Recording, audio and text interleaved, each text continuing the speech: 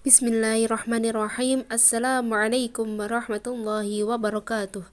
Di sini saya Mutiatul Munawwaroh akan menjelaskan sedikit tentang model pembelajaran kooperatif. Langsung saja kita ke pembahasan pertama, yaitu tentang pengertian model pembelajaran kooperatif. Model pembelajaran kooperatif menurut Slavin adalah suatu model pembelajaran di mana para siswa bekerja sama dalam kelompok-kelompok kecil untuk saling membantu satu sama lainnya dalam mempelajari materi pembelajaran, yaitu juga bisa diartikan sebagai salah satu pembelajaran yang efektif dengan cara membentuk kelompok-kelompok kecil untuk saling bekerja sama, berinteraksi, dan bertukar pikiran dalam proses belajar. Jadi di situ modelnya para siswa itu membentuk suatu kelompok kecil. Misal satu siswa bisa dibagi menjadi 4 atau 2 kelompok tergantung jumlah siswanya. Nah, di situ nanti mereka saling bekerja sama dan berinteraksi dalam tukar pikir pada saat proses pembelajaran. Selanjutnya, unsur-unsur pembelajaran kooperatif, yaitu ada 5. Yang pertama, 1. Saling ketergantungan positif.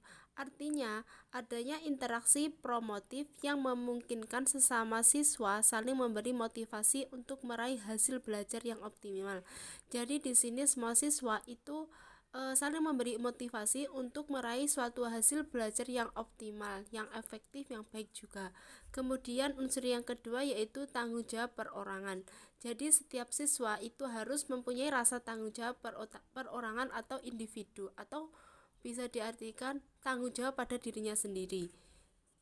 Kemudian yang ketiga yaitu interaksi tatap muka, dan yang keempat komunikasi antar anggota kelompok. Jadi di sini kalau yang namanya kerja kelompok itu salah satu kuncinya harus adanya komunikasi. Kemudian yang terakhir yaitu evaluasi proses kelompok. Jadi setelah melakukan proses pembelajaran secara kooperatif, nanti di akhir itu ada evaluasi untuk kita itu biar tahu apakah prosesnya tadi bagus atau tidak, atau kurang bagus. Kemudian karakteristik pembelajaran kooperatif. Yang pertama yaitu siswa harus beranggapan bahwa mereka sehidup sepenanggungan atau seperjuangan. Artinya kalau tidak bersama-sama, kalau hanya mementingkan diri sendiri, maka kita tidak dapat mencapai hasil pembelajaran kita gitu. Kemudian yang kedua yaitu siswa memiliki tanggung jawab terhadap teman lainnya dalam kelompok. Jadi di sini nanti bisa dibentuk ketua misalnya. Selain itu juga setiap orang itu harus bertanggung jawab pada temannya. Misalnya kamu sudah bisa apa belum, sudah paham apa belum, sudah bisa mengerjakan apa belum, sekedar menanyai seperti itu. Kalau belum, misalnya temannya kelompok itu belum bisa, ya kita harus membantu memberi kefahaman kepada teman kita. Kemudian C, siswa harus berpandangan bahwa mempunyai tujuan hidup yang sama. Nah, di sini itu kuncinya karena kita mempunyai tujuan yang sama, jadi semua anggota kelompok itu harus bisa benar-benar menguasai materi yang diajarkan pada hari tersebut. Kemudian yang terakhir, siswa berbagi kepemimpinan dengan mereka membutuhkan keterampilan untuk belajar bersama selama proses belajarnya. Yang terakhir dari pembahasan ini ada tipe-tipe pembelajaran kooperatif. Jadi bagaimana tahu model-model atau pembelajaran kooperatif itu? Yang pertama ada tipe STAD, Student Team Assessment Division, yang terdiri dari 5 tahapan. Jadi di sini model yang tipe ini itu harus adanya presentasi kelas. Jadi setiap kelompok harus bisa presentasi. Kemudian kerja kelompok. Di sini artinya kerja kelompok itu kita sebagai kelompok itu semisal ada dari teman kita dari kelompok lainnya yang bertanya, kita juga bisa memberikan jawaban.